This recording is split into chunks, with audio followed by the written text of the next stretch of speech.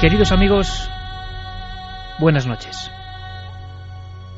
Fijaos, estoy haciendo el programa desde un lugar que podríamos bautizar como Estudio Cero. Un lugar rodeado de libros, muy en penumbra. Estoy junto a la luz de una vela y su forma flamígera proyecta sombras curiosas. Una de ellas es en verdad una escultura pequeña de barro cocido. Quiero que la conozcáis porque ha llegado a mi vida muy recientemente como regalo de cumpleaños. La tengo mirándome fijamente. No mide más de 20 centímetros, pero tiene un extraño poder. Es una de las últimas de su especie. Es una superviviente de la historia que os vamos a contar.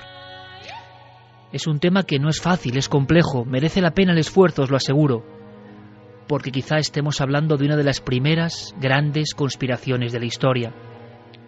Esa figura de arcilla cocida se encontró en 1949 en un poblado llamado Eridu, en plena Mesopotamia, antigua tierra donde los dioses llegaron a la tierra y se mezclaron con los humanos, incluso creando extrañas formas. Pensaban que era un poblado antiquísimo de chabolas prácticamente. Al excavar se encontraron 18 santuarios superpuestos, como un gran rascacielos invertido, todo de culto a los dioses y a los muertos. Y de ahí surgió esta figurilla que me acompaña en el Estudio Cero. Es, queridos amigos, sincronicidad o casualidad, una de las últimas diosas de la fertilidad.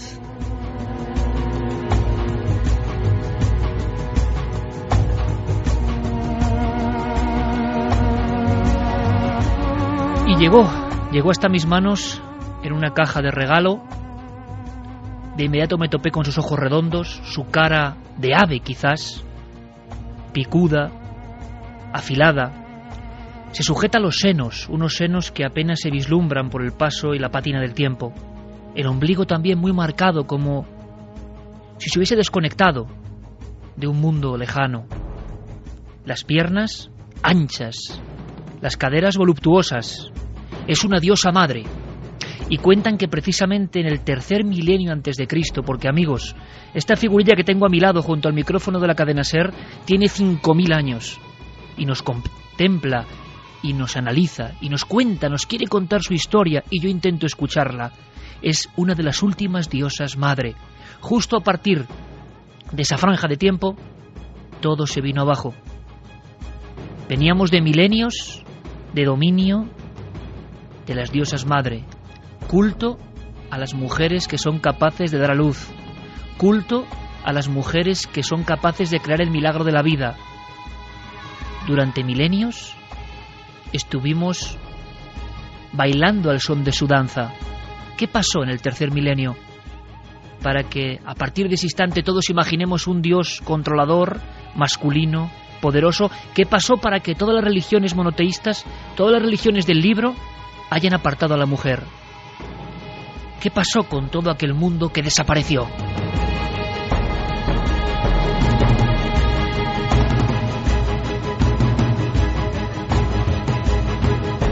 Yo creo, queridos amigos de Milenio, que el tema merece la pena, es apasionante. Ya me conocéis un poco, ya sabéis, lo digo muchas veces, que no tengo los pies bien firmes en la tierra. El hecho de vivir profundamente, intensamente, mágicamente el acto de dar a luz, por supuesto con una libreta casi y un lápiz apuntando, me ha hecho intentar entrelazar cosas que tienen un significado y un misterio. Seguro que todos los amigos, y nos va a ayudar a ello el gran genio Guillermo León, porque en ikerjiménez.com creo que está ya, va a abrir una exposición de esas diosas madre. ¿Por qué nos borraron a las diosas madre? ¿Por qué han relegado a las mujeres de su papel divino? ¿Qué pasó? ¿Qué ocurrió? ¿Qué hicieron mal? ¿Qué hicimos mal? Sabéis todos que hay unas figurillas muy curiosas de mujeres gestantes. Lo que quizá no sepáis es que son las primeras figurillas de la humanidad. Y eso, amigos, amigas, quiere decir algo. Las primeras esculturas, el primer arte humano, representa mujeres embarazadas. Y yo lanzo la pregunta al viento esta noche, ¿por qué?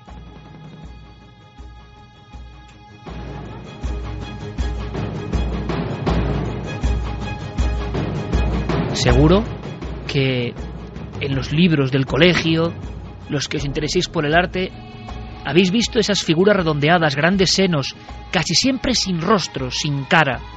No se encontraban en los lugares de penumbra, de sombra, no. Se encontraban en los lugares de habitación. Eran diosas de luz. Eran diosas que generaban luz.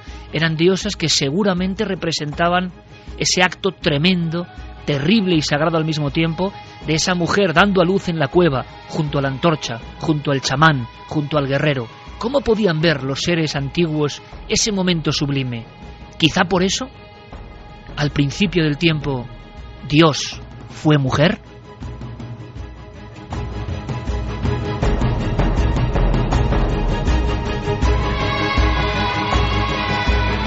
Lo apasionante, amigos, de estar siempre con el lazo pendiente para rescatar nuevos temas y planteároslos a vosotros para aprender todos juntos, es que uno encuentra datos que no conocía. Por ejemplo, ya no solo las famosas figurillas de hace 30.000, 28.000, 34.000 años, las más antiguas, repito. No hay esculturas más antiguas que se conozcan. Algunas polémicas existen, pero las principales son las llamadas Venus prehistóricas. ¿Significa eso que en la Tierra conocida todos los hombres y mujeres adoraban a la diosa? Vamos a intentar descifrarlo. Y algo más. Dos nombres extraños, Tantán y Berelhat, son lugares donde se han encontrado piezas aún más antiguas. Tantán, cerca del norte de Tarfaya, en Marruecos. Una pieza que, quizá podáis opinar, ¿es una casualidad? ¿Es una forma de la naturaleza o es una diosa madre? Si lo es, tiene entre 300.000 y 400.000 años. Quiere decir, amigos, y esto es importante, que antes incluso de ser humanos ya adorábamos a las diosas madre.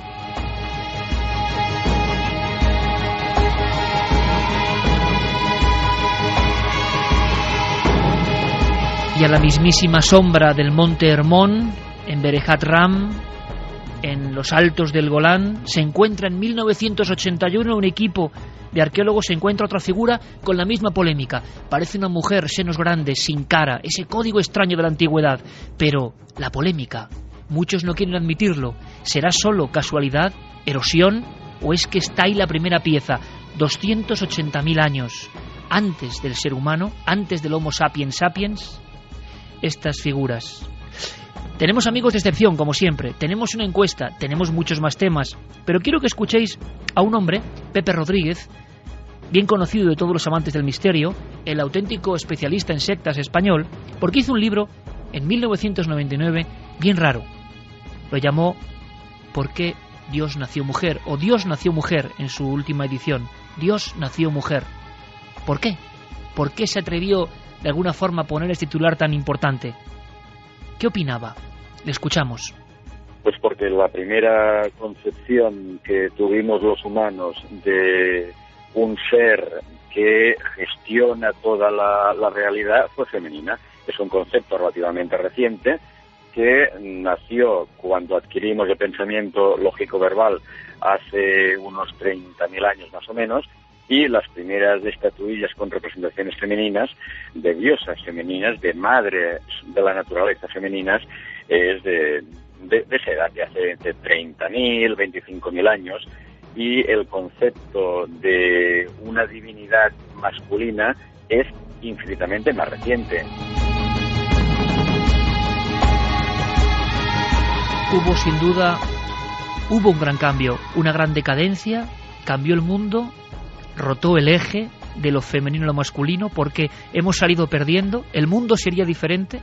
Es cierto que el Código Da Vinci fue éxito mundial porque atrajo de nuevo como un imán a la sensación de ese arquetipo perdido, el símbolo de la mujer diosa. Es cierto que hubo una mujer llamada Lilith como primera mujer de Adán, que no quiso ser sometida y que hoy sigue siendo venerada. ¿Qué ocurrió? ¿Y en España? ¿Existe el culto a alguna diosa desconocida que ha sido tapado por el tiempo? ¿Y qué pasa ahora? Conexión con la actualidad. ¿Está renaciendo el culto a la diosa madre? Yo creo que es un tema de vital importancia. Escuchad a Carmen Posadas, autora famosísima, reputadísima. Hizo un libro, quizá no su libro más conocido, llamado A la sombra, precisamente, de Lilith. Y para ella, después de un arduo estudio, no hay duda.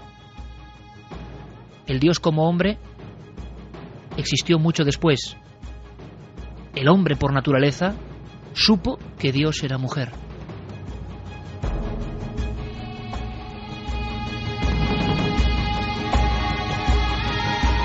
La fascinación que sentía el hombre primitivo de pensar que una mujer se le hinchaba el vientre y daba luz a un ser vivo.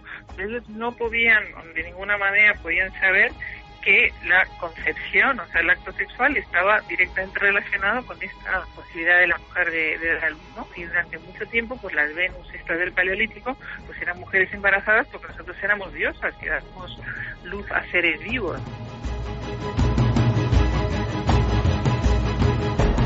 Solo por eso se instauró ese culto milenario. Vamos a lanzar muchas preguntas. Esta noche, en Milenio 3, el enigma de las diosas madre.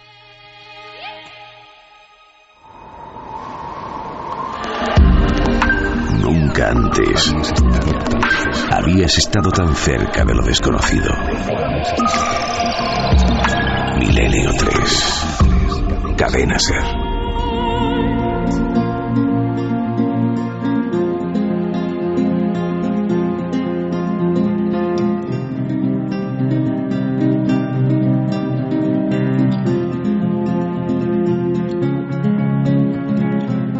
El maestro Noel Calero, quiero mandar un abrazo muy grande a mis entrañables Noel Calero y Yeray Martínez, dos personajes de excepción que adornan este programa con auténtica poesía sonora. Escuchad, amigos, esta es una banda sonora que tiene que ver con el milagro de ver la luz.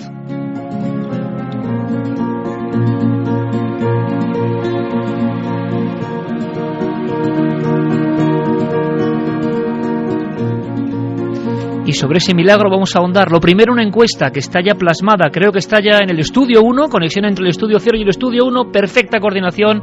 Compañero Carlos Largo, buenas noches. Buenas noches, Iker. Y una encuesta bien curiosa, para nada irreverente yo creo, pero es una opinión, sobre todo del concepto de cómo analizamos ni más ni menos que a Dios. Yo creo que nunca hemos preguntado por Dios en Milenio 3. Es la noche. Pues sí, que ya está la pregunta en la página web ikerjimenez.com. Esa es la pregunta, ¿cómo veis a Dios? Tenemos 4 respuestas posibles: como un hombre, como una mujer, sin sexo o como hombre y mujer a la vez. ¿Y cómo va la encuesta de momento? Pues los resultados van de la siguiente forma: sin sexo tiene un 47,4% de los votos, como hombre 33,1%, como hombre y mujer a la vez 14,7% y como mujer 4,8%.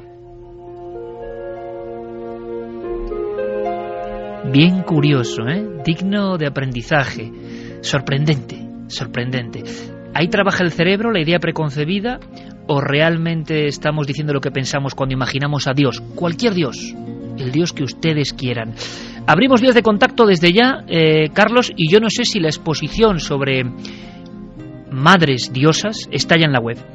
Pues sí, podemos abrir ya esas vías de contacto. Nos pueden escribir los oyentes, como saben, a milenio3 con número @cadenaser.com, nuestro correo electrónico. También a las frases de los oyentes abrimos la página web cadenaser.com. Y por supuesto, si buscáis la nave del misterio en redes sociales, también tenemos Facebook, Twitter y Google+. Y vamos a ver si ya esa galería de la que hablaba Iker está en la página web. Creo que Guille estaba en ello. En muy pocos minutos estará colgado.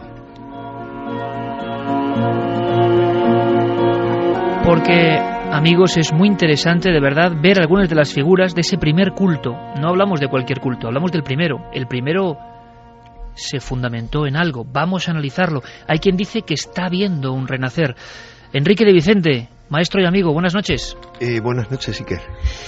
Está viendo, vamos a conectar como a ti te gusta, directamente a bocajarro, antes de analizar un montón de cosas. Yo no me acuerdo de muchos programas que hayan tocado este tema.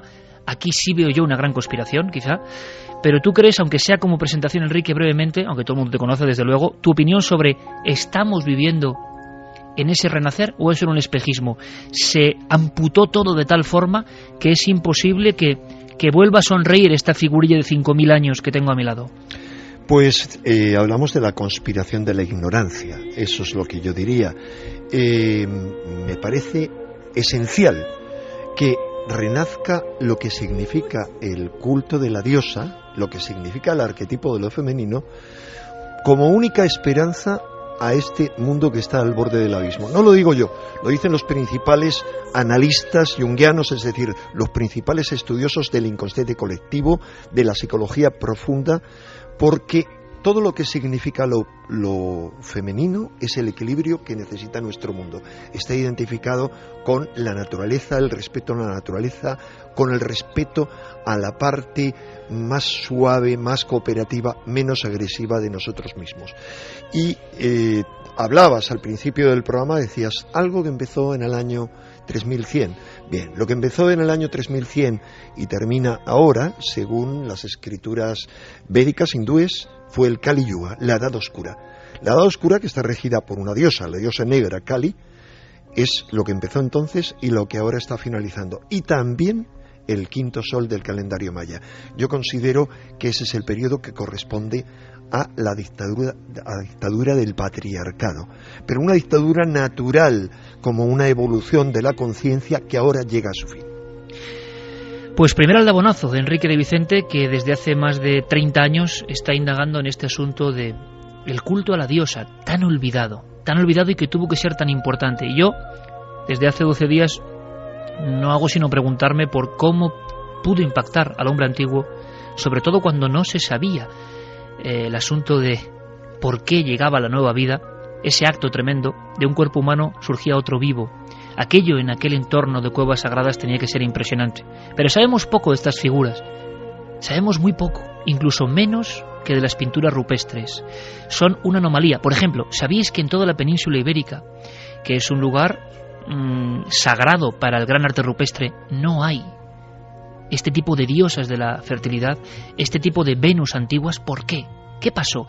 Javier Sierra, querido compañero, buenas noches. Muy buenas noches, Iker. Me encanta que hayamos empezado el viaje precisamente con esas figuras que efectivamente son un exponente absoluto del misterio.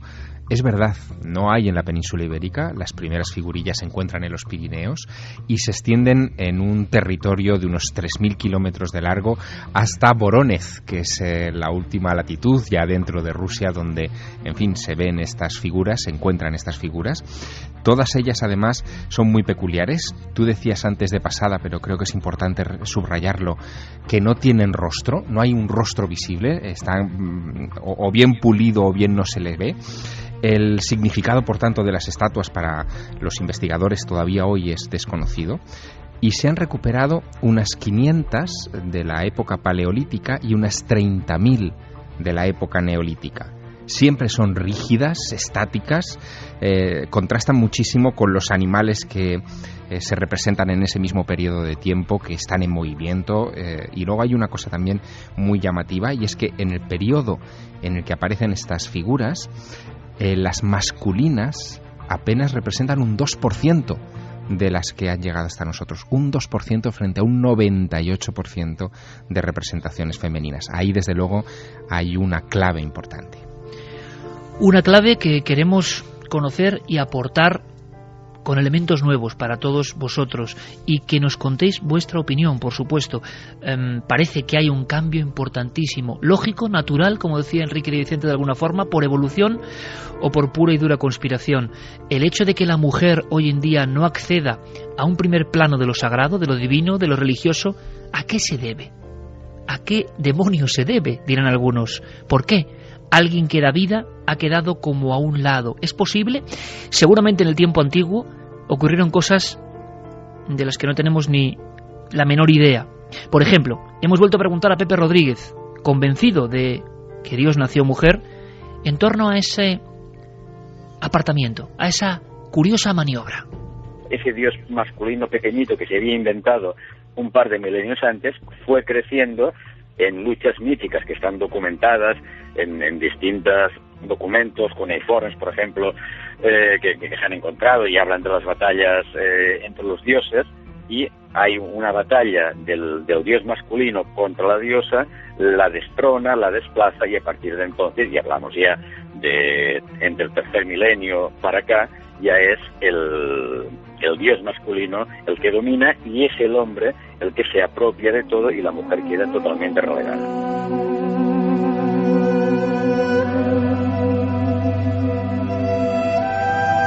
inmediato, en esta cronología, vamos a llegar hasta ese tiempo, hasta esa franja fértil, hasta esa Mesopotamia donde pasan muchas cosas y donde surgen los monstruos, por ejemplo. Y muchos de esos monstruos tienen que ver con la mujer. Es curiosísimo, no lo digo yo, desde luego, lo dice la arqueología y las muestras. De pronto, las figuras femeninas, decidme amigos si esto no es misterioso, pasan de no tener cara a, por ejemplo, tener cara de serpiente. Pero esto es anterior, desde luego, a las escrituras sagradas de la Biblia. ¿Por qué esa relación anterior?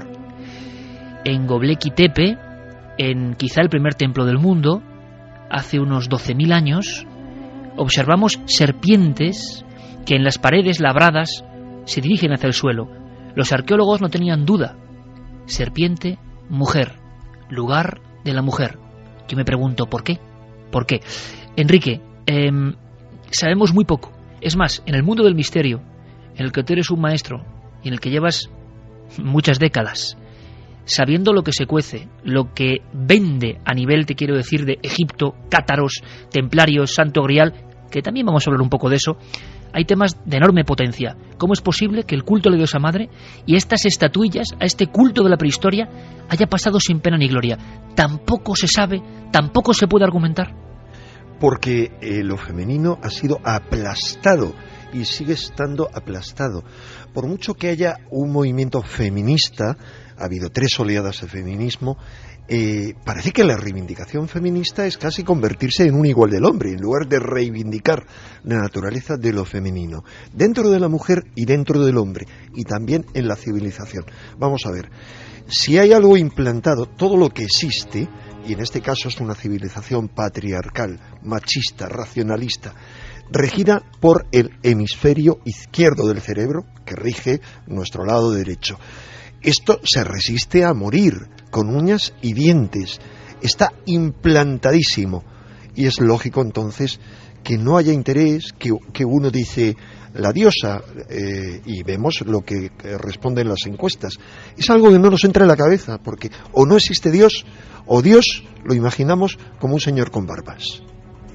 Es un concepto, un arquetipo que está hondísimamente insertado en nuestra mente. Por eso yo decía, ¿cuánta gente que está votando en nuestra encuesta está votando con la frialdad del raciocinio? Decir, hombre, Dios no puede ser ni hombre ni mujer. Sí, pero ¿cuánto es de sentimiento cuando decimos Dios, que es lo que me interesa a mí?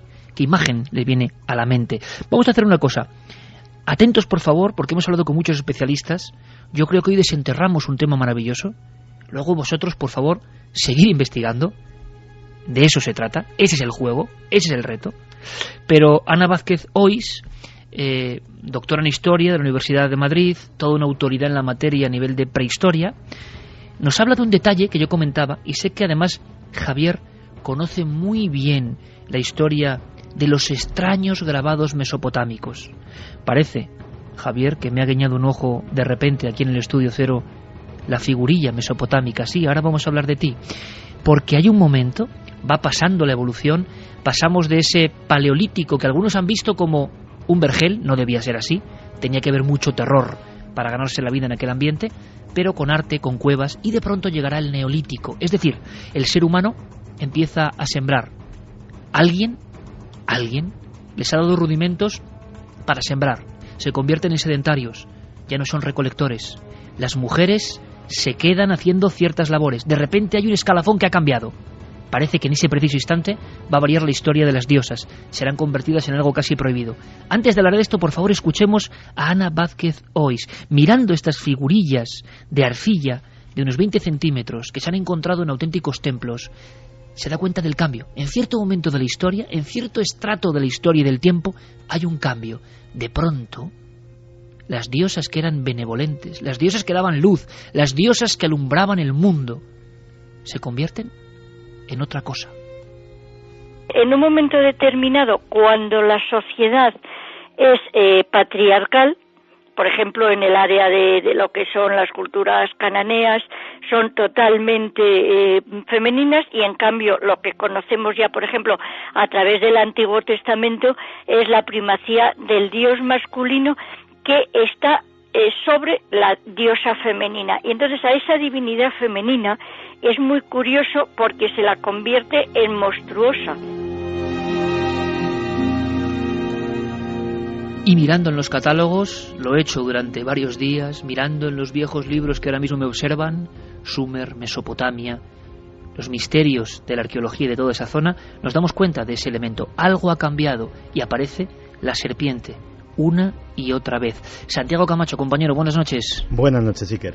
Ha habido muchos especialistas que han dedicado parte de su vida, especialistas muy famosos, este tema no es baladí, a grandes compendios afirmando que existía, y me parece muy interesante redescubrir nuestros primeros dioses, que existía una diosa blanca. Efectivamente, el tema ha llamado la atención de importantísimos intelectuales, antropólogos, historiadores de todas las épocas. A aquellos que tengan la equivocada idea de que el tema que vamos a tratar, que estamos tratando esta noche, es algo filosófico o es algo más o menos espiritual que no tiene mucha relación, como bien decía Enrique, que reflexionen que prácticamente toda nuestra situación actual, toda nuestra cultura, todos los últimos milenios de historia posiblemente tengan su fuente en este tema. Una cultura que manifiesta la falta de respeto a la naturaleza, una cultura de la guerra, una cultura que en el fondo está desequilibrada, como una especie de torre de Pisa. Y ese enigma ha llevado a muchos intelectuales a investigar en este origen. Y posiblemente uno de los que lo hizo de manera más certera fue Robert Graves. Robert Graves, la mayor parte de nuestros oyentes lo conocerán como el autor de esa magnífica novela Yo Claudio, que fue llevada a la televisión en una serie mítica que de hecho dio origen a toda una nueva generación de actores británicos. Pero Graves a sí mismo no se consideraba realmente un novelista. De hecho, tiene más de 120 libros y las novelas forman un pequeño porcentaje de esa obra. Entre esos libros de ensayo, que eran los que realmente a él le gustaba escribir, él decía que la novela la utilizaba para ganarse la vida y que realmente el ensayo era su vida, hay uno que es maravilloso, La diosa blanca. Y en La diosa blanca él analiza perfectamente este asunto. El libro es extenso, es un libro muy denso y que no es de fácil lectura y que tiene muchísimos pliegues, muchísimas facetas. Yo me he quedado con dos que tienen mucho que ver con lo que estamos tratando esta noche. Una de ellas, y muchas veces has dicho, Iker, en esta mesa que los que nos sentamos aquí somos poetas, pues bien, tiene que ver con la poesía.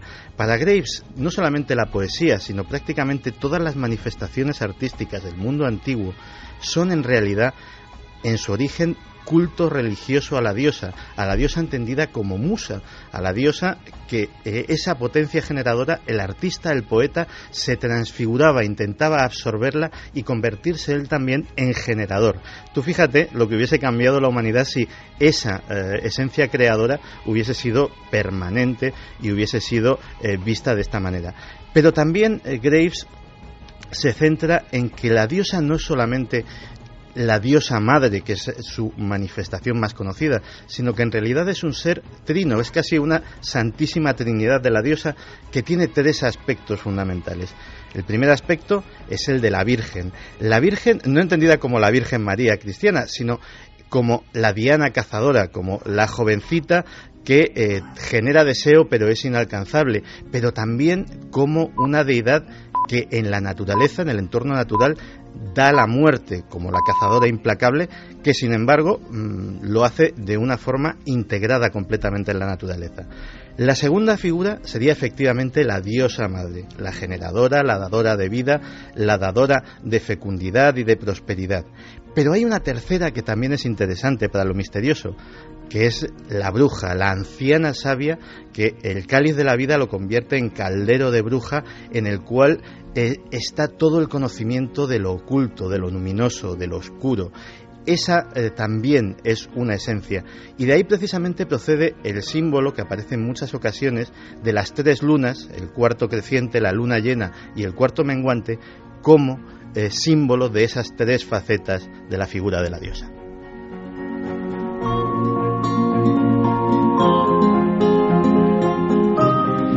Yo desde luego no sé si Dios era mujer, qué es lo que era exactamente, pero estamos haciendo nuestro sentido homenaje a esta historia olvidada, importante para muchos hombres a lo largo y mujeres a lo largo de muchísimas generaciones. Antes de hablar un poco de Mesopotamia, que muchos amigos nos piden que entremos a fondo en Mesopotamia, en los grabados, en los híbridos. Eric von Daniken, por ejemplo, uno de sus libros más extraños, lo dedicaba a esa especie de entidades que surgen hablando con los seres humanos, donde las mujeres también son muy importantes. Pero antes de que Javier y Enrique nos cuenten algo más y que planeemos por el mundo, que vislumbremos incluso los megalitos o lo que hicieron los cátaros, es decir, los rastros en la historia de este culto que, por fortuna, sagrado, nunca ha llegado a morir del todo. Por eso estamos hablando de él y lo estamos revivificando.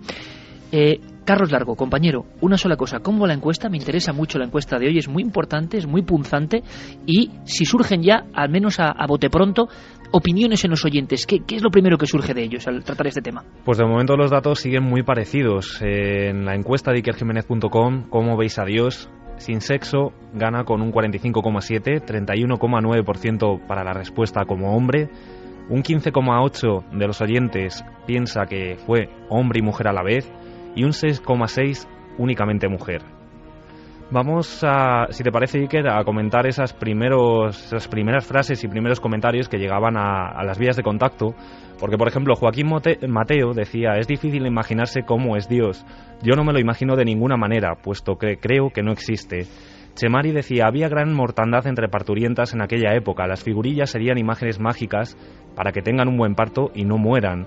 Edurne decía: la figura femenina es la representación del cosmos. Nuestra naturaleza es cíclica y todos los meses volvemos a revivirla, al igual que la luna o las estaciones del año. Tony Pomar decía: siempre que me preguntan si creo en Dios, contesto: Dios es una mujer y además de piel negra, y la gente reflexiona. Un saludo y gracias por el programa.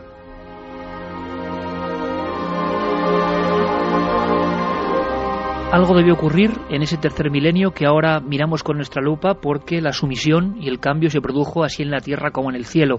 Por cierto, Enrique, se ha hablado de la luna, y yo sé que entre tus muchísimos apuntes siempre certeros y dignos de un libro, hablas de una conexión, que yo no conozco desde luego, entre la diosa madre y ese lucero extraño que tenemos, que es la luna, y que parece que nos influye tanto. ¿Qué se sabe de esa relación? Es muy simple. Lo masculino es lo activo, lo brillante, lo luminoso, así lo concibe nuestra mente racional, es el sol. Lo femenino es lo oscuro, lo nocturno, la luna. La luna es un reflejo del sol, no tiene luz propia. Estamos hablando de cómo la mentalidad racionalista, machista, que ha superado y ha vencido la mentalidad mágica femenina de una época anterior al patriarcado, concibe las cosas. Son el yang y el yin, pero hay muchísimo más que identifica a la mujer con la luna. La mujer, como la luna, no se rige por el calendario solar, sino por el calendario lunar. Para la mujer, como para la luna, a lo largo de un año solar de 365 días, no hay 12, sino 13 meses lunares. Por eso es que encontraremos siempre el número 13 ligado a los cultos a la diosa, que sobrevivieron, por ejemplo, entre las brujas. Los covens de brujas se componían de 13 miembros, y eso era una tradición muy amplia, muy universal. Pero hay más. A fin de cuentas, ¿qué es lo que rige ese tremendo misterio que desde la antigüedad observan nuestros más remotos padres? Que la mujer misteriosamente sangra cada vez que transcurre uno de esos 13 meses lunares. Es la menstruación. Es una herida sagrada que, por lo que tenemos como referencia de los últimos milenios, impone un terror tremendo, un rechazo, una aversión. Es algo maldito. Nadie quiere vivir en diferentes civilizaciones junto a la mujer que está menstruando. Hay miles de supersticiones que lo consideran. Por ejemplo, que la mujer cuando está menstruando se está junto al vino, el vino se vuelve ácido o amargo. Lo mismo ocurre con el azúcar, se la aleja, y así siguiendo en cualquier actividad. Es una maldición sobre eso, que es algo realmente divino. Pero hay un misterio más, y es que de pronto esa mujer que sangra cada 28 días, que es un mes lunar completo, de repente deja de sangrar. Hay algo que se ha roto en su relación con la luna. No solo deja de sangrar, sino que poco a poco su tripa empieza a hincharse y da a luz a la vida. Un milagro sorprendente que sin duda a nuestros más primitivos antepasados les debió parecer algo absolutamente inconcebible. Siempre en su mentalidad algo regido por la luna. Desde esa menstruación, desde esa herida sagrada que fue tan maltratada y que, sin embargo, en un pasado más remoto fue reivindicada por todos los rebeldes, como fueron las brujas en su origen, y que hoy vuelve a ser reivindicada, es algo siempre relacionado con la luna, con lo oscuro, con lo femenino. Desde mi punto de vista y desde el punto de vista de los mejores analistas del psiquismo humano, es hora ya de reivindicar la unión entre el sol y la luna, y solo eso va a dar equilibrio a nuestro mundo.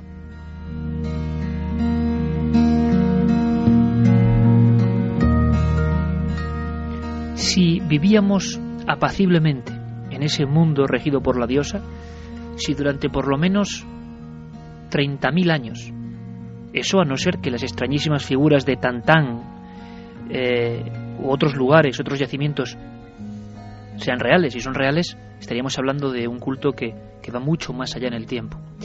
Fíjate de curioso, Enrique, porque te lo he comentado en alguna ocasión, y voy a decirlo, algunos de los padres de Atapuerca a mí me contaban que cuando, me lo contaban de alguna forma entre nosotros, me contaban que cuando encontraban algún tipo de rastro sagrado, muchas veces podía tener que ver con la presencia de lo sagrado y lo femenino, pues había como muchos más problemas para publicarlo. Para publicarlo, y estoy hablando de eminencias científicas, de premios Príncipe de Asturias de la Ciencia, que hemos tenido en cuarto milenio, por ejemplo, en milenio 3, y nos lo contaban como diciendo, qué extraño, ¿no? Sigue habiendo una especie de corteza que no admite bien algunas cosas, aunque estén tan probadas y sean hallazgos arqueológicos. ¿Qué pasó en esa franja de tiempo? Bien, parece que todo nos lleva, estamos ahora mismo planeando en nuestra nave sobre esa zona entre el Tigris y el Éufrates, esa zona que hemos visitado, esa zona que tiene un poder tremendo, que tira de espaldas casi cuando uno camina por esos desiertos, cuando uno ve esos ríos sagrados de vida. ¿Qué pasó allí exactamente? Bueno, se han dicho muchas cosas, algunas exageradas, otras no tanto. Antes de esta figura que tengo yo aquí, hubo una serie de revoluciones extrañas. Veréis, hay un poblado rarísimo que se llama Çatalhöyük. Este lugar, más que un pueblo, parece un lugar de culto, un templo con zonas subterráneas. Dicen que los iniciados se metían en ese laberinto, no veían nada, todo estaba en perpetua oscuridad, quizá lunar. A veces aparecían grandes cráneos llamados bucrania, grandes cráneos de toro y de uro, con sus cornamentas, fundidos con una especie de piedra en las paredes, creando una impresión tremenda de fantasmagoría.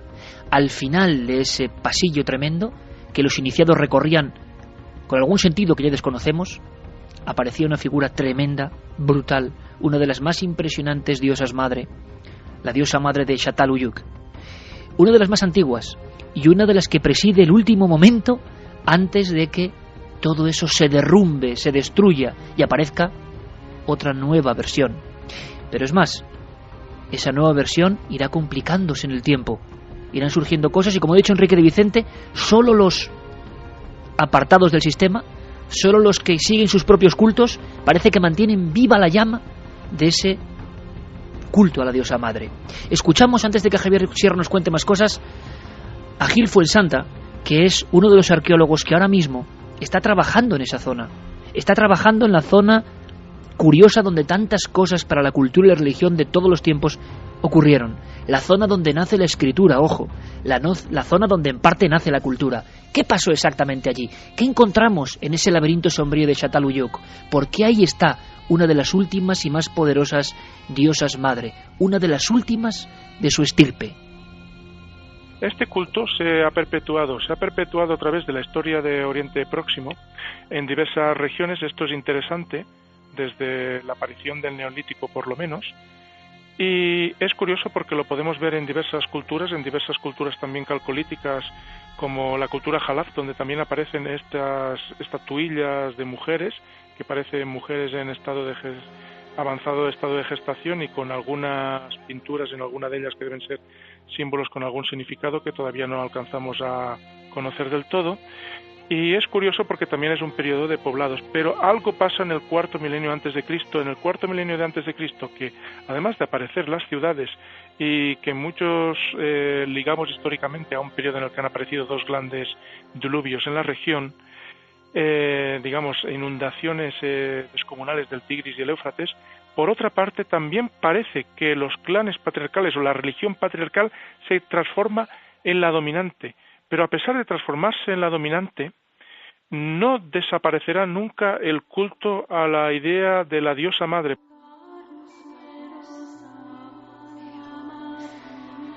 Javier, se ha especulado mucho con qué pudo pasar. Hoy tenemos esos grandísimos murales con escrituras misteriosas, estas figurillas, esta que me mira a mí, con esta cara alada, pero en ese momento o se convierten en monstruos o pierden incluso la cabeza, las figuras acéfalas. Algo ha pasado en esa Mesopotamia.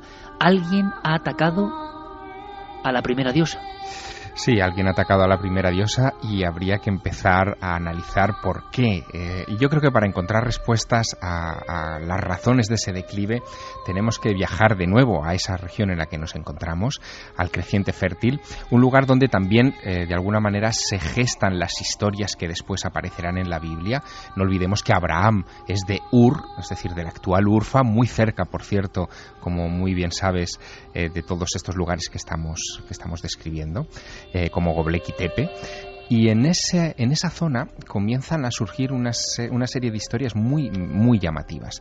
Si nos vamos al primer libro de la Biblia, al libro del Génesis, ahí ya se cuenta por qué la mujer cae en desgracia. Es la historia de Eva. Eva lo que hace es acceder al árbol de la ciencia y del bien y del mal y tomar de él el fruto que la convertirá en un ser diferente, y ese fruto se lo dará a Adán y le hará caer en ese pecado. De alguna manera es el fruto que les dará consciencia. Pero fíjate, hay otro detalle muy curioso, otra cosa que sirve para incriminar a las mujeres, para señalarlas como las pecadoras, como las que han hecho caer en desgracia al ser humano.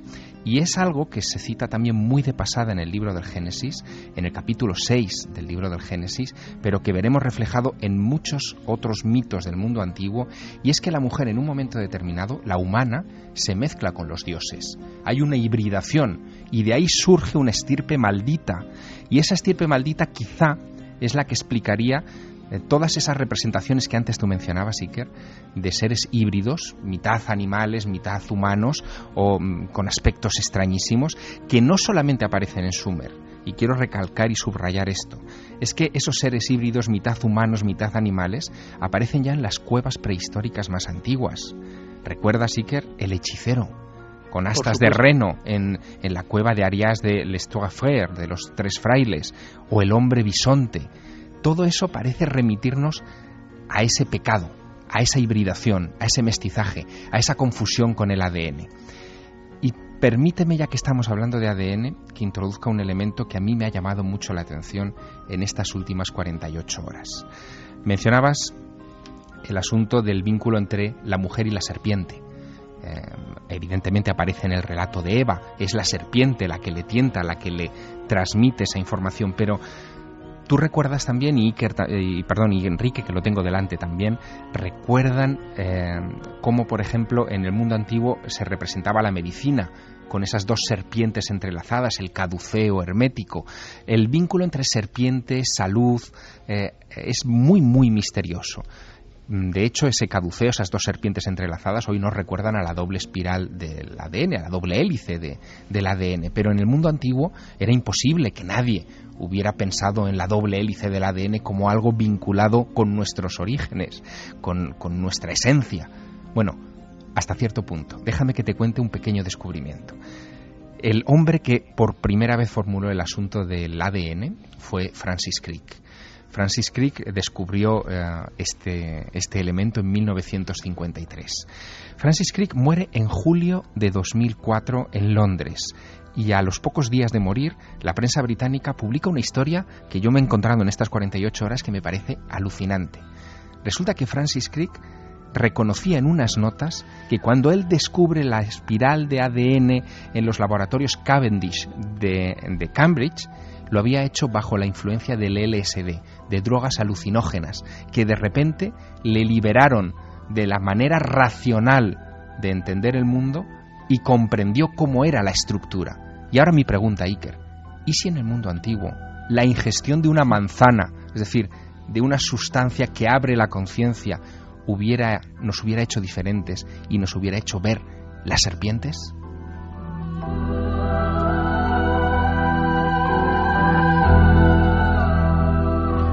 Pues no sé la respuesta, Javier, pero con este eco que suena de fondo se me han puesto los pelos de punta en este preciso instante, porque parece que hay muchas claves sueltas, muchas claves que los que tenemos mirada todavía de niño, y que así sea por muchos años, hemos visto en las cuevas y en los desiertos, y algo parece que no acaba de encajar.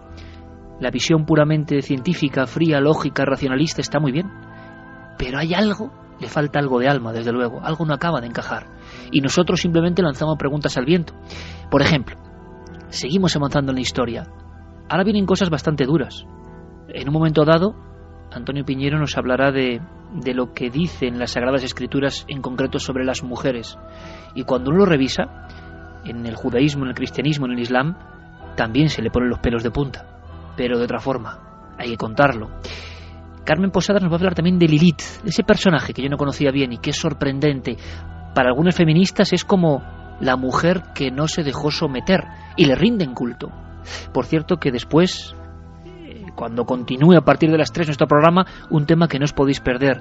Carlos Largo, con personal médico, ha hablado de un tema apasionante: los que deciden a qué hora mueren. En fin, tenemos una noche maravillosa. ¿Por qué no hablamos, Enrique, en un flash, como tú sabes? Sigamos viajando por el mundo, desenterremos la huella perdida que tantos han metido ahí abajo con paletadas de tierra. Tú me comentabas que ese rastro se puede incluso ver en el mundo dolménico, megalítico. El culto a la mujer, ¿es posible? Es tan posible como que, te pongo un solo ejemplo, el que tú has dicho antes. Çatalhöyük es uno de los pocos santuarios dedicados a la diosa, porque está fuera del Mediterráneo, que no conozco personalmente. Yo me he dedicado junto a mi mujer, que sabes que es una estudiosa del tema de la diosa, Arantxa Goñi, a recorrer esos santuarios. Y bien, hay algo clave en todos ellos, y en otros que tú conoces muy bien, en esas cuevas que en determinado punto de ellas hay pinturas que están tanto en el norte de España, en Cantabria, como en Francia. Un nexo común, y es ese pasillo enorme y al final una gran sala. Es lo mismo que ocurre en uno de los monumentos megalíticos más asombrosos de la antigüedad y más antiguos, que es el de Newgrange, en Irlanda. De repente, el primer rayo de sol, ahí o en otros sitios, dependiendo de los sitios que sean, bien en el equinoccio o bien en el solsticio, penetra y marca un determinado punto de esa oquedad que hay al fondo. ¿Qué simbolizan lugares como Newgrange o colinas artificiales que existen en todo el mundo? Bien, según muchos estudiosos, son un símbolo de la diosa. Por ejemplo, la colina de Avebury en Inglaterra. Y como esa, miles y miles de colinas que han sido construidas en América del Norte, en América del Sur, insisto, por miles. ¿Qué es lo que están representando? El símbolo de la mujer, de lo femenino, que es el cáliz, el santo grial, pero en ese caso invertido. Es decir, esa es la forma del santo grial. Al igual que otros monumentos que son los dólmenes, los menires, en este caso, son el falo masculino. Son los grandes símbolos, el cáliz o representación de lo femenino y la espada representación de lo masculino. No hay ninguna duda, según todos los estudiosos, que esos montículos como el de Avebury son antiquísimas representaciones de la diosa madre, porque han hecho muchos estudios que así lo han demostrado. Y lo más importante es por qué esa civilización de los montículos o de su representación más artificial, pero que son las pirámides o colinas artificiales, está extendida por todo el planeta. ¿Por qué? ¿Es que alguien ha transmitido eso o fue algo que surgió de forma espontánea? Dejadme que os cuente, ya que has mencionado a Arantxa Goñi, a la que mandamos muchos besos y que ha investigado muchísimo en este tipo de información, un poco heterodoxa, pero interesantísima, sobre todo, me imagino, para las mujeres, ¿no? Bueno, para todos, pero para las mujeres especialmente, porque han sido víctimas de un silencio. Dejadme que os envíe a todos y a toda la audiencia, y gracias por las muestras de cariño, otro gran abrazo de Carmen y un beso muy grande, porque ella me contó una cosa muy sorprendente, que evidentemente yo no observé. Existe una cueva en Cantabria que visitamos y que incluso pudimos grabar por dentro para la radio, para Milenio 3. Nosotros en aquel momento no sabíamos, seguimos sin saberlo, mucho de la prehistoria, pero era una entrada muy extraña, Javier, Santi, Enrique, era una entrada muy extraña. Para llegar a la zona llena de pinturas y donde había unos cuerpos enterrados, convertidos casi en calcita, 6 esqueletos, se supone que del medievo, que buscaban algo. Qué historia más hermosa y más trágica. Buscaban algo, se metieron con unas tiznas encendidas y se perdieron dentro de la cueva. O fueron encerrados, nunca lo sabremos, pero en la Garma, junto a las tremendas pinturas, existen los esqueletos completos de unos hombres que buscaban algo hace unos 1000 años. Pero claro, 20.000 años antes ya estaban las pinturas y las manos. Una de las manos, Enrique, Javier, Santi, es tremenda. La estoy recordando ahora y se me pone la carne de gallina, porque a diferencia de una mano normal tiene una uña de mujer larga en el dedo gordo, en el pulgar, y es la principal de la estancia y genera una sensación muy rara en quien la ve con las linternas modernas. Salir de ese lugar es curioso. Hay que hacerlo por una extraña oquedad. Hay que poner el cuerpo en una posición muy rara, muy rara. Yo no lo entendía, Carmen seguramente tampoco. En las clases preparto pusimos mucha atención a cómo el ginecólogo saca al niño del útero materno. Los procesos exactos, que no son casuales, en un parto normal. La cabeza, el giro, un hombro, el otro hombro. Era exactamente la forma en que la cueva obligaba a entrar o salir de sus entrañas.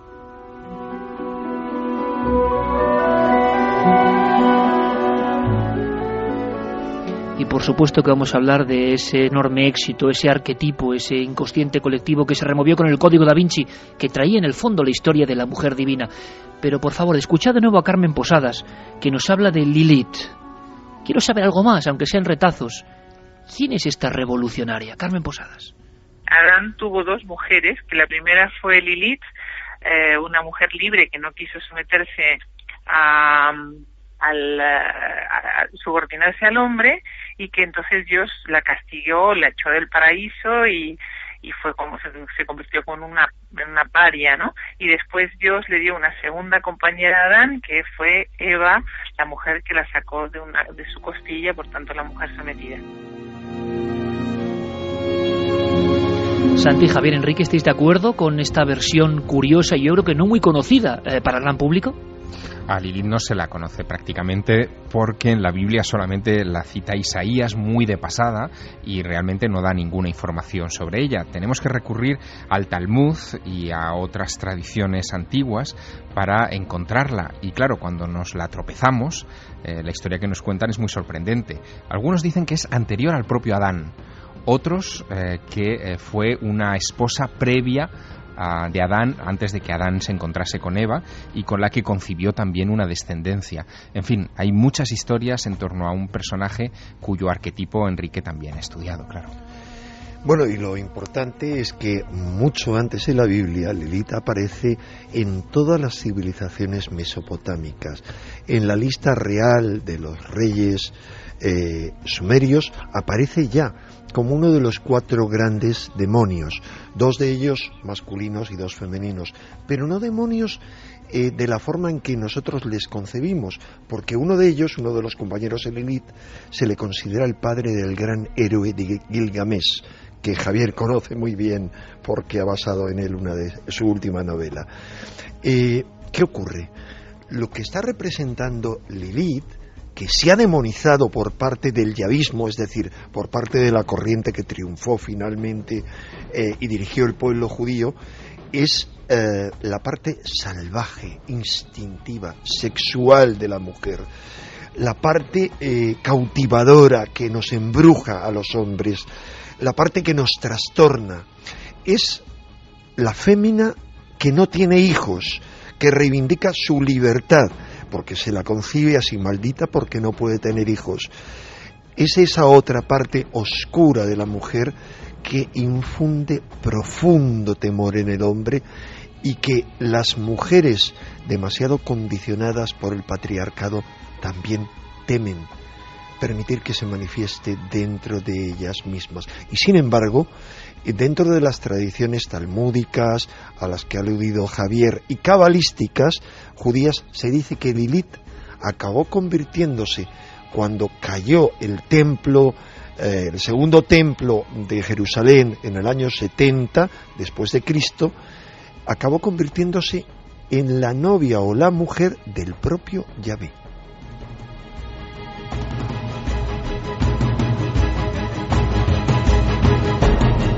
Como por fortuna hoy se puede investigar, se puede indagar con un clic, que también resulta un poco milagroso, ¿no?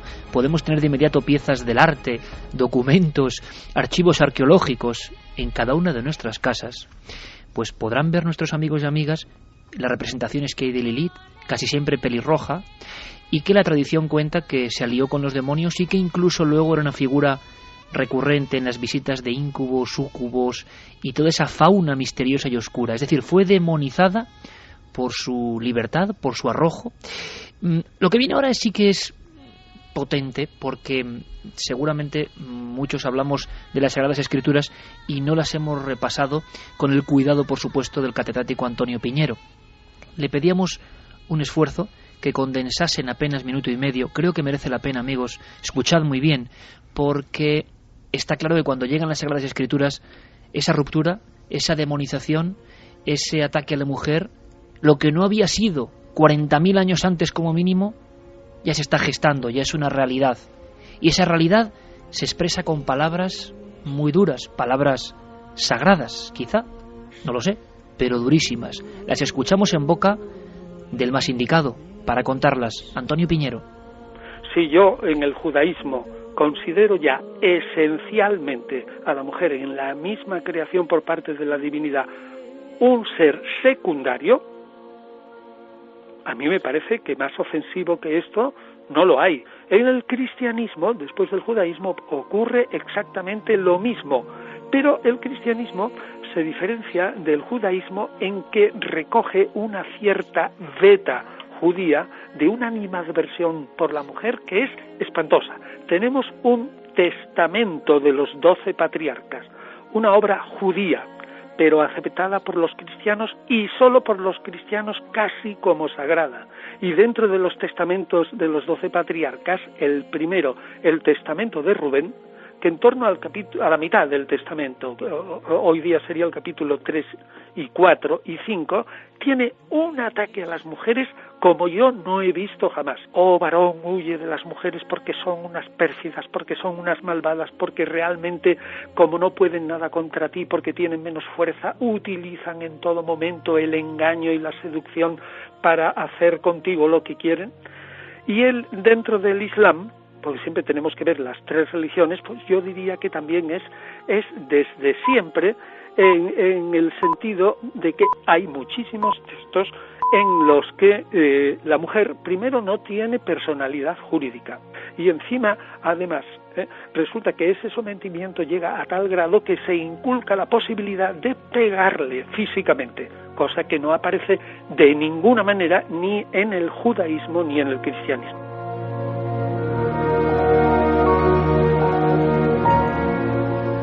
Escrituras de las religiones del libro que hablan con esa rotundidad. ¿Qué había pasado? ¿Qué ocurría? Vaya giro, qué acontecimientos. Sobrecoge repasar algunos textos y algunas frases concretas, ¿no, compañeros? Pues sí, Yo me iba a permitir añadir algo a lo que dice el doctor Piñero, al que respeto y admiro.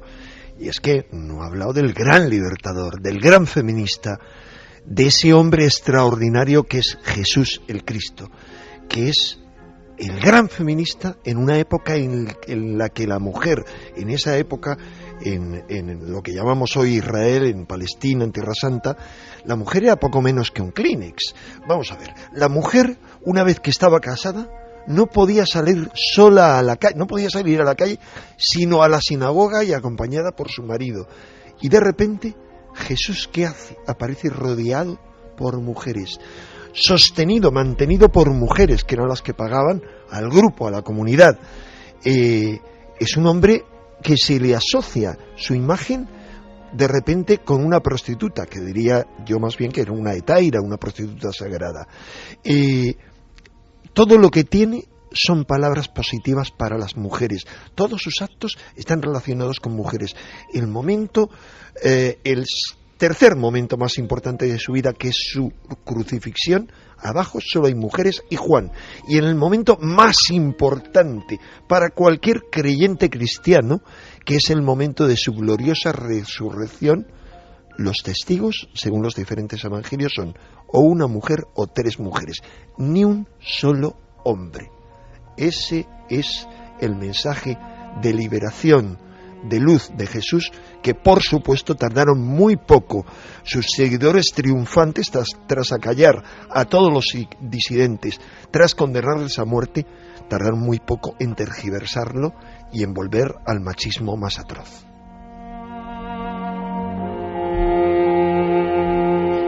¿Y qué pasaba en nuestra tierra, en la península ibérica, en aquel momento? O cercanos a aquellos siglos, más o menos. Culturas que hemos tenido, pues también, dándoles la espalda, como la cultura íbera, que es impresionante en sus figuras. Nadie sabe quiénes son las damas de los Cerros de los Santos, o las célebres damas de Elche o de Baza. Lo que sí sabemos es que los artistas expresaban en ellas, mediante el hombre, lo que no es del hombre, lo que el hombre no alcanza. No eran mujeres. Es tan absurdo, tan de risa lo que comentaban algunos estilistas de hace unas décadas, los mismos que decían que las Venus prehistóricas eran un canon de belleza. En fin, con esa lejanía de las cosas y del espíritu se cuentan algunas historias en arqueología. Hoy sabemos que eran divinidades en el siglo VII, VI, V antes de Cristo, en tierras del Levante español. En 1971, cuando surge la efigie de la Dama de Baza, cuentan los integrantes de ese comité arqueológico que todos al mismo tiempo, ateos y creyentes, sintieron un escalofrío en el espinazo, sintieron que los 2 ojos de la Dama de Baza venía del otro lado del tiempo para preguntarles algo, para mostrar su tremendo poder. Se sentía ese poder, pero muy pocos, es curioso, muy pocos investigadores españoles han intentado explicar quiénes son las damas, qué representaban, qué conexión hay entre ellas. Ana Vázquez Ois es una de las pocas mujeres arqueólogas, historiadoras, que ha seguido esa pista y ha encontrado algunos datos que también son interesantes con lo que hemos contado a estas alturas. Vais a verlo. Esas damas que conocemos, que son sobre todo las del Cerro de los Santos, son sacerdotisas,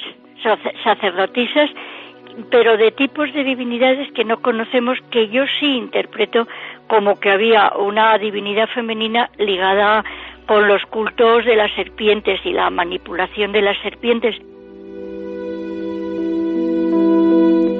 Es un simple detalle, pero la mujer y la serpiente presente en esos cultos extraños, en esa cultura, con gran parte de su grafía sin resolver, sin descifrar, en ese enorme misterio en nuestra piel de toro. Es como si el culto a la diosa madre estuviese siempre ahí, pero como tan magníficamente explicado Enrique de Vicente, en las diferentes etapas se nos borra, se transforma, se quita de en medio, incluso con Jesús de Nazaret. Me interesa mucho, Carlos, que vaya recopilando ya preguntas, y es muy interesante saber qué opinan, por ejemplo, las mujeres de lo que estamos contando. Mientras tanto, escuchad muy atentamente esto. Sé que Enrique y Javier pueden contar muchísimas cosas. Hay un momento, hacia el 2004, si no me equivoco, que un libro provoca un enorme zapatazo a nivel del inconsciente colectivo. Todavía se analiza por qué del éxito del Código da Vinci, aparte de lo bien enlazado de su trama y de sus dotes como bestseller. Pero ¿por qué en todo el mundo? ¿Por qué de repente la necesidad de leerlo?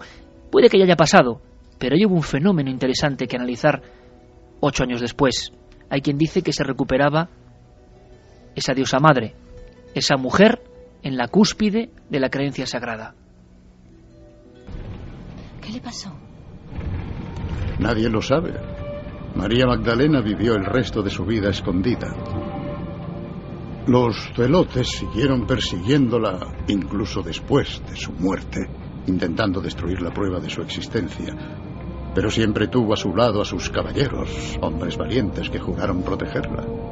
Venerarla ante su sarcófago y arrodillarse ante los huesos de María Magdalena era evocar a los que habían sido despojados de su poder, a los oprimidos.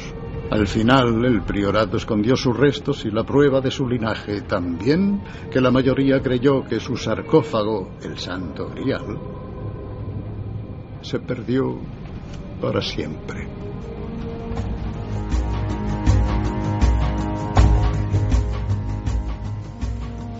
Enrique, por cierto,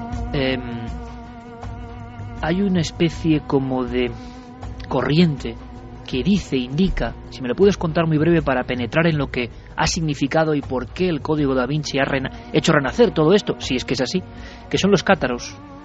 Los cátaros como, yo no sé si se ha mitificado en exceso o no, pero como, vamos a decir, custodios también de todo este culto a la diosa. ¿Es posible o se exagera?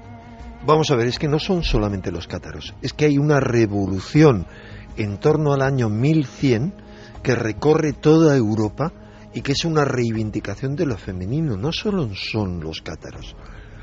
Ciertamente los cátaros, hay algo muy importante de entrada. Los cátaros realmente son la versión europea de otro movimiento que son los bogomilos. Los bogomilos, ¿dónde nacen?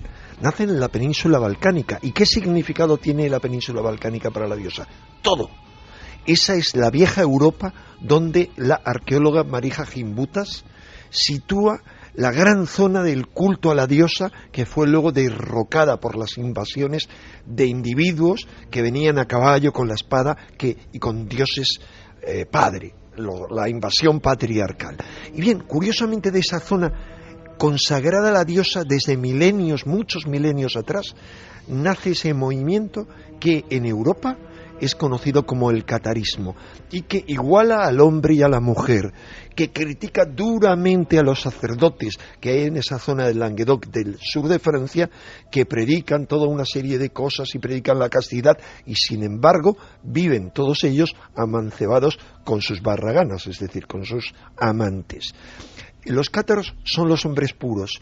Diría yo que son todo lo contrario a los sacerdotes, porque los que están en la escala, en el punto más alto de la jerarquía cátara, que van vestidos de forma muy humilde, aunque sean príncipes o princesas, aunque sean duques o duquesas, una vez que se convierten en perfectos cátaros, son lo más humilde que uno puede imaginar. Reivindican lo femenino, pero mucho más que ellos otros movimientos posteriores.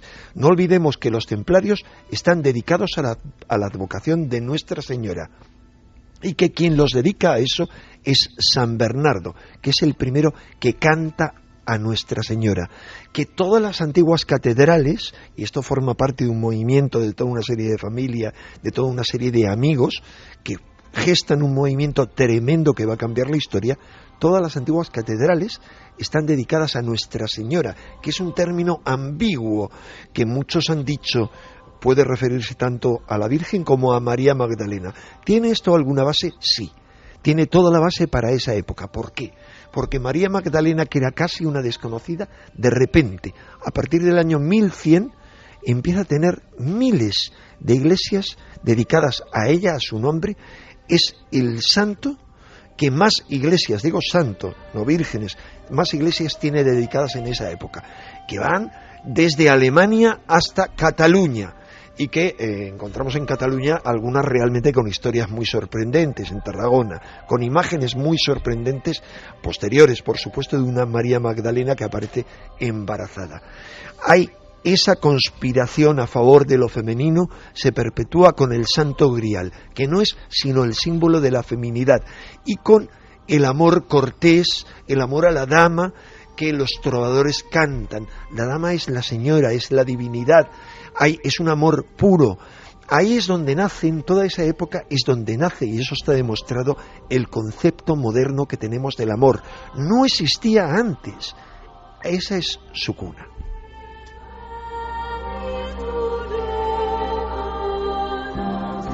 Y envueltos por esos cánticos nos encontramos, precisamente proveniendo del Código da Vinci, de todo su revuelo. Javier Sierra es nuestro bestseller internacional, que duda cabe. Y él ha conocido muy bien todo lo que se ha gestado en torno al Código da Vinci, en torno a otras muchas obras. De alguna forma, todo el mundo hablaba a favor, en contra, pero hablaban. La gran cuestión es si eso despertó algo muy importante que estaba ahí dormido y que recibió el eco mundial. Bueno, lo que despertó, y espero que Enrique incluso lo pueda matizar, es la vieja guerra entre, digamos, la visión masculina y la visión femenina del mundo, porque inmediatamente, si lo recordarás muy bien, quienes hicieron la mayor campaña de publicidad al libro, tratando de acabar con él, fue el Opus Dei y la Iglesia, que de alguna manera encarnaría esa visión masculina de la divinidad, que para la que desde luego sería muy incómodo la visión femenina, ¿no? Pero fíjate, hay un detalle que uno se lo tropieza pese a haber pasado por la lectura de esa novela de Dan Brown varias veces, y que a mí me ha llamado también la atención en estas últimas horas preparando el programa.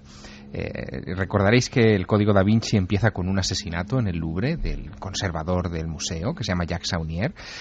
Bueno, pues este hombre estaba preparando, según se cuenta en los primeros capítulos del libro, un tratado de iconografía del culto a las diosas. Es decir, que estaba justo ya ese personaje hablando de la Venus de Willendorf o de, en fin, todas las divinidades por las que hemos paseado esta noche, marcando definitivamente que la presencia de la diosa en el Código da Vinci no era una cuestión accidental. Formaba parte o forma parte del ADN intrínseco de esa novela, que efectivamente se ha convertido en un antes y un después en la literatura masiva mundial. Sí, que ha sido un revulsivo tremendo, al menos es lo que yo vi en su momento, cómo fascinaba sobre todo a muchísimas mujeres, más allá de las cualidades o defectos que tenga como novela, eso no importa. También era una enciclopedia cargada de toda una serie de conocimientos, de datos, un Reader Digest con multitud de conocimientos, muchos de ellos desconocidos para la gente, heterodoxos, heréticos, pero más allá de eso, para mí, la clave, lo dije en su momento, es que era como un puñetazo en el inconsciente colectivo. Era una reivindicación de lo femenino. Todo en torno a lo que gira el Código da Vinci es femenino. Es una búsqueda del grial, que es el símbolo femenino, es el cáliz frente a la espada. Es también la reivindicación de la diosa. Constantemente se habla del culto a la diosa.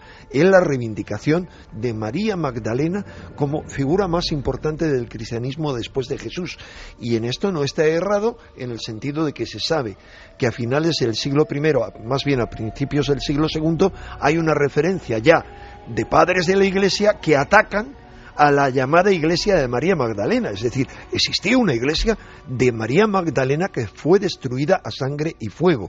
Y más allá de eso, uno va avanzando en la novela y va encontrando multitud de elementos relacionados siempre con María Magdalena, con lo femenino. De hecho, la protagonista principal es una mujer de supuesta sangre real, supuesta descendiente de Jesús y María Magdalena. Me río, porque eso sí me parece que es una majadería sin ninguna base documental anterior al año 1100, a partir de ahí sí, pero es una mujer que se llama Sofía.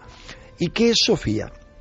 Sofía es el último nombre que recibe la diosa dentro primero de las corrientes heréticas del cristianismo y luego incluso en amplias campas del cristianismo. Es la diosa de la sabiduría. De hecho, la principal catedral de Constantinopla, que luego fue reconquistada y reconvertida por los musulmanes, se llama la iglesia de Santa Sofía.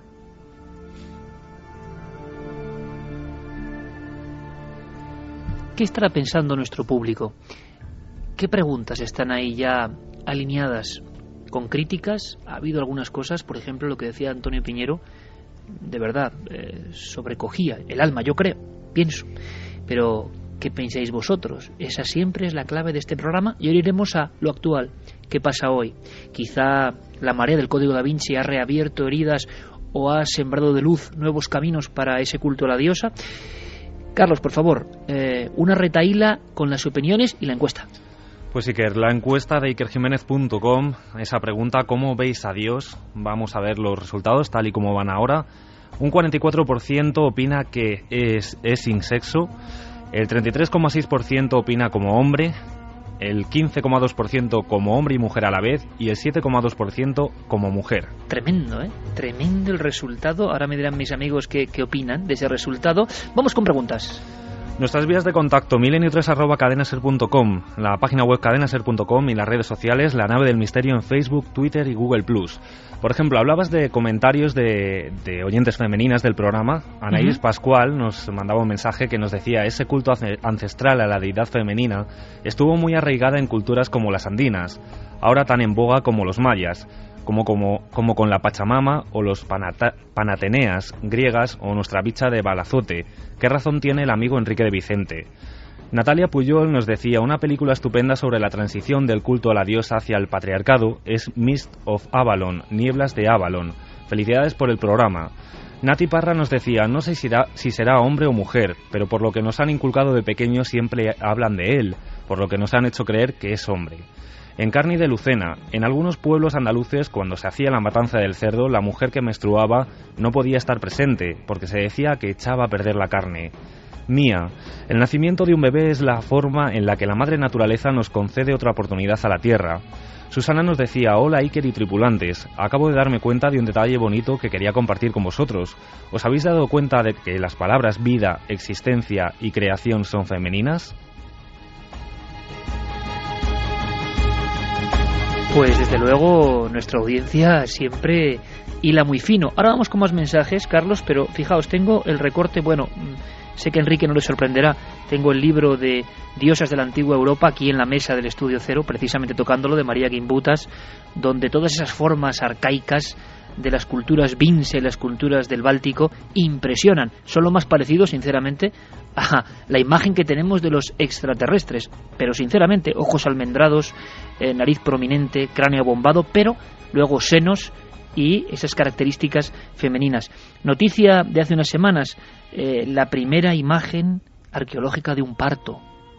Es tremendo, un parto en Poggiocolla, Valle de Mugello, en Italia, parto etrusco, 2600 años de antigüedad, y decían los arqueólogos: nos quedamos atónitos al ver esta escena íntima.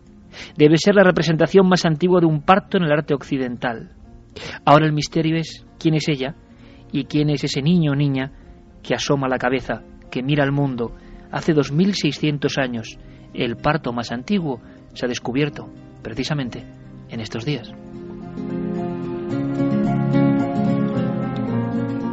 Escuchemos en un tren de voces a Pepe Rodríguez, a Ana Vázquez Ois y a Carmen Posadas, protagonistas en esta investigación sobre qué pasó con el culto a la diosa, por qué nos lo arrebataron, qué había de bueno en él que hemos perdido.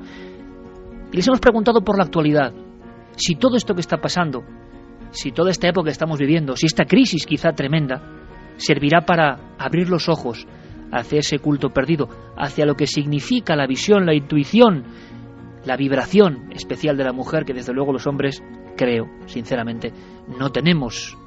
Les escuchamos. En algunas partes del cristianismo, la mujer ya ha llegado al sacerdocio, cosa que en los inicios del cristianismo ya tenía, es decir, que no es un invento reciente. La mujer oficiaba la Eucaristía en las comunidades paulinas, por tanto no se han inventado nada, simplemente se la quitó de esa función. Pero yo creo que le costará alcanzar un papel importante en las religiones, sobre todo en las tres religiones monoteístas, en las tres religiones del libro. Aquí la mentalidad patriarcal y machista es genética, y esa genética no se cura ni a tiros. que concedan a la mujer un sacerdocio, como está, por ejemplo, la cuestión en la Iglesia Católica, yo creo que es impensable porque rompe toda la estructura. Tendría que haber muchísima voluntad de reconocer que esto es un error histórico. Yo creo que hoy día la mujer está mucho más adaptada a lo que es el mundo moderno. Cuando la fuerza bruta fue la cosa más extraordinaria, la razón de la fuerza bruta es la que se imponía, entonces nosotros estábamos sometidas. Ahora la fuerza bruta ya no significa tanto y ahí viene el auge de la mujer. O sea, los movimientos en la historia todos tienen una razón de ser, y yo creo sin duda que el siglo XXI será el siglo de las mujeres. Santiago Camacho, Enrique de Vicente, Javier Sierra, ¿estáis de acuerdo con lo que dicen Pepe Rodríguez, Ana Vázquez Ois y Carmen Posadas? ¿Cómo vislumbramos este 2012, este siglo XXI, en torno a ese culto perdido? ¿Perdido para siempre o hay alguna esperanza? Pues más vale que haya una esperanza, porque el siglo XXI tiende a la integración de los aspectos masculinos y femeninos, eludiendo esa interpretación del feminismo que es casi tender las mujeres también hacia lo masculino. No, se trata precisamente de que ambos aspectos estén conjugados en los dos sexos, pues o será así o a lo mejor no será. Yo estoy muy de acuerdo con lo que he escuchado de nuestros colaboradores, salvo quizá con Carmen Posadas, porque lo que ha cambiado desgraciadamente es cómo se ejerce la fuerza bruta. A lo mejor antes la fuerza bruta era efectivamente pues lanzarte con un carro de guerra y una lanza e invadir un territorio enemigo. Ahora la fuerza bruta muchas veces se ejerce desde una agencia de calificación en Wall Street. Yo creo que hay que matizar también un aspecto. Una cosa es lo sagrado y otra cosa es lo religioso o lo social. Estamos hablando de la preeminencia de los cultos patriarcales en las religiones del libro, cierto, que son prácticamente inamovibles y que caminan hacia su destrucción. Y yo creo que ese es el sentido que van a adquirir en los próximos siglos, pues también es cierto. Pero lo sagrado es un ejercicio íntimo, y las mujeres son precisamente la esencia máxima de lo sagrado. Tú lo has experimentado, Iker, hace pocos días, muchos de nuestros oyentes también, cuando estás cerca del momento en el que una mujer alumbra una vida. La visión que tú tienes de esa mujer no puede ser más que divina. Es el momento sagrado por excelencia. Yo te diría, Iker, que para poder ver con ojos certeros nuestro futuro inmediato hay que remontarse a nuestro pasado, a esa época en que la civilización no era matriarcal, sino que tenía, digamos, un clima, un ambiente femenino. No era tampoco matriarcal, porque eso es como que sería la dictadura de las mujeres. Esa civilización, esa cultura, no hay duda de que era una cultura sin propiedad privada, sin Estado, sin ejércitos. Era una sociedad basada en la cooperación, basada en la solidaridad agrícola, sin armas, sin confrontación, sin sacrificios humanos. Esto es sumamente importante. En esas culturas femeninas no había sacrificios humanos, y luego viene a ser suplantada por todo lo opuesto, por las culturas de los guerreros patriarcales, con armas, con caballos, con esclavitud, con sacrificios humanos. Fue, aunque nos parezca un horror, un salto necesario, una evolución necesaria en la conciencia humana y en el inconsciente colectivo del modelo mágico al modelo racionalista, por decirlo de forma muy simple, pero ahora es obligatorio un nuevo paso. Si no gestamos una civilización radicalmente diferente a la nuestra, que podríamos llamarlo como un nombre que le da mi mujer Arantxa Goñi, un comatriarcado, patriarcado, que esté basado en la cooperación y no en la confrontación, que integre espiritualidad y nueva ciencia, que sea una superación del binomio de la oposición racional y mágico, que sea ecologista y solidario, nuestra civilización está condenada necesariamente a su autodestrucción.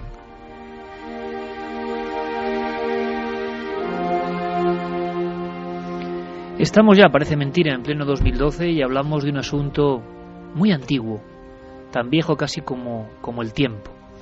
Recientemente, investigaciones de las que os hablaremos en Cueva de Nerja, en Málaga, hablan de una datación nueva para pinturas prehistóricas que algunos hablan de que son cierto tipo de animales y hay quien ha mantenido que son mujeres.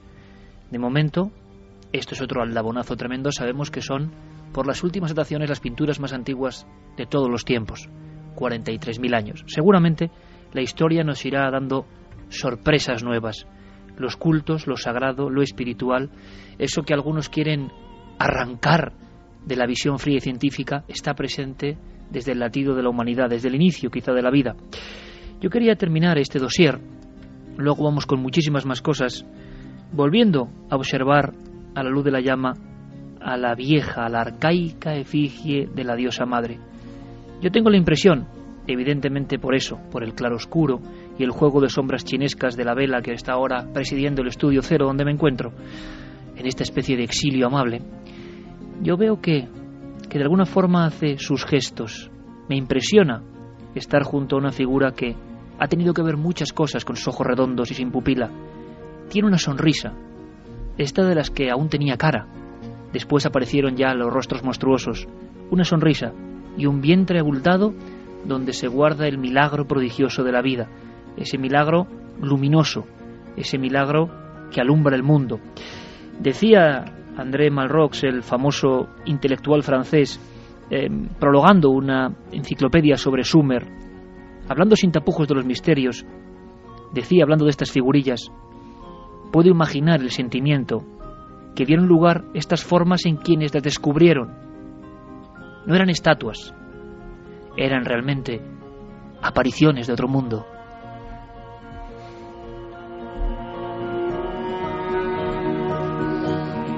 Y el artista tiene ese poder, el artista que conecta con lo que no es humano, el artista que a través de cierta mediunidad logra dar forma a cosas inconcebibles. ¿Por qué estas formas? ¿Por qué repetidas con este patrón? ¿Por qué con este significado que no comprendemos? Sin embargo, qué fuerza, qué poder tienen. Nuestro homenaje, yo creo que me sonríe la figura ahora, porque en Milenio 3 teníamos que hacer este programa. El culto a las diosas madre, mucho más que cánones de belleza, mucho más que amuletos que tienen un significado poco menos que de la suerte, mucho más que todo eso. Quizá la primera historia no contada de la humanidad. Una historia quizá no tan bella como para pensar que todo era hermoso. No, no, seguro que era un mundo terrible el del Paleolítico.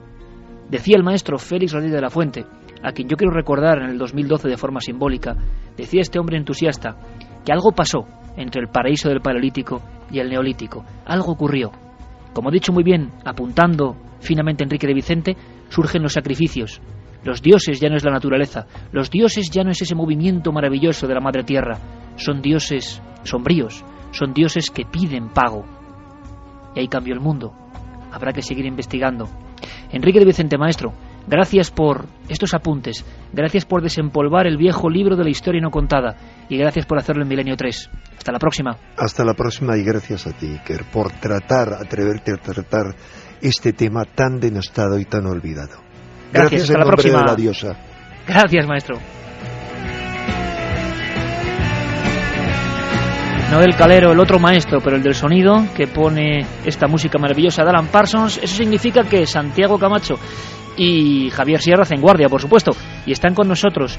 Atención al tema, los que eligen en qué hora morir. Cuestión hospitalaria, cuestión de observación científica de alguna forma, y también conspiración, cómo no, conspiración nuclear con todo lo que está ocurriendo y muchas más cosas. Es una hora intensa en Milenio 3. Regresamos después de las noticias.